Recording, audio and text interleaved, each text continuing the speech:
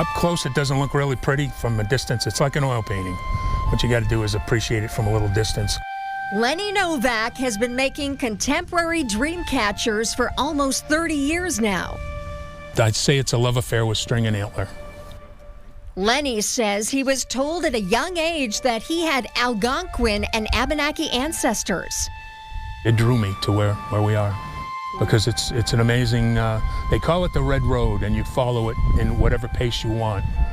He started working in leather when he was 13 and was drawn to dream catchers after attending a powwow and talking to another artist.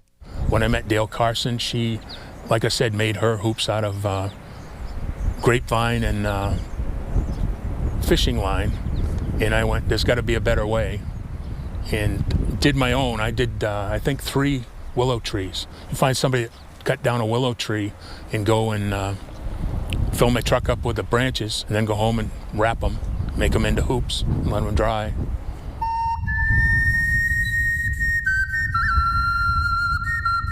Soon, his personal style began to evolve.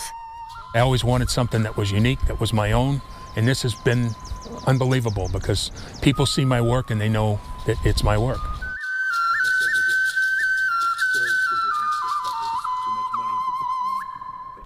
When I see an antler, most of the time I see where it's going to be. Sometimes it surprises me because they bend and twist, and some of the movement of the antler makes it so it curves or does something you don't expect. I see where it's going, but I don't always know exactly how it's going to end up. Dream catchers are believed to have been used for protection by Native Americans. The original dream catchers were supposedly from the Ojibwe, which are on the western side of the Great Lakes. It was just a hoop that was either a round hoop that signified the roundness of the world and 4 seasons. It means many things. Lenny hopes his dream catchers land in the hands of those who truly appreciate his unique approach and art. I hope it would bring them pleasure, and that the fact that because it's a contemporary dream catcher, it's altogether different than what they would expect out of a traditional dream catcher. Every one of them's got their own little personality.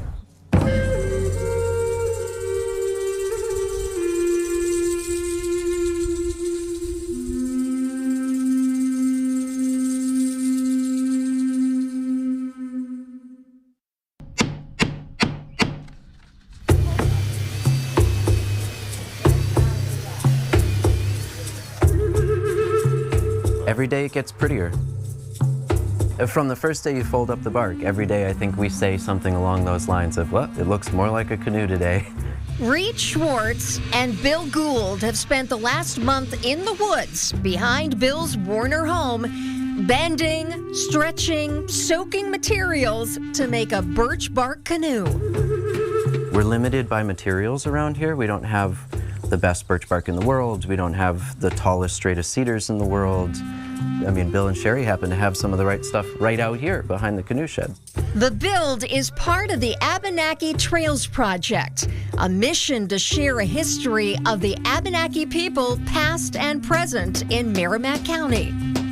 I felt compelled that we would try to build a boat that was similar to something that potentially could have been in use right around here. And so we concentrated really narrowly on the Abenaki boats that are measured and recorded. It's not about adamantly trying to recreate and live in the past, but very much a mission to understand.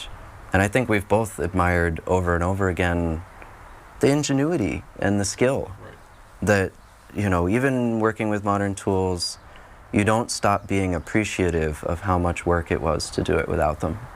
Bill and his wife Sherry are basket weavers and members of the Nulhagen Band of the Coosac Abenaki Nation.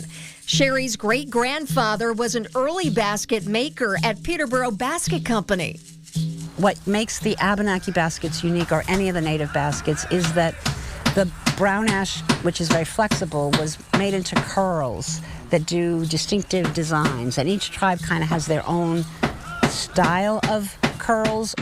It was on an outing with the Abenaki Trails Project that they met Reed. Their shared love for the history of the Abenaki people, as well as utilitarian art, that got the canoe project floating.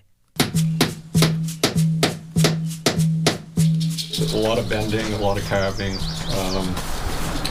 Knowing what wood will, how far you can push a piece of wood to bend it. Yeah, a lot of weaving with the sewing.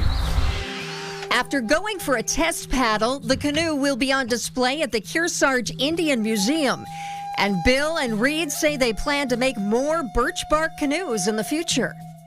We weighed the bark skin and the inner frame and outer frame all together, and it was 18.5 pounds.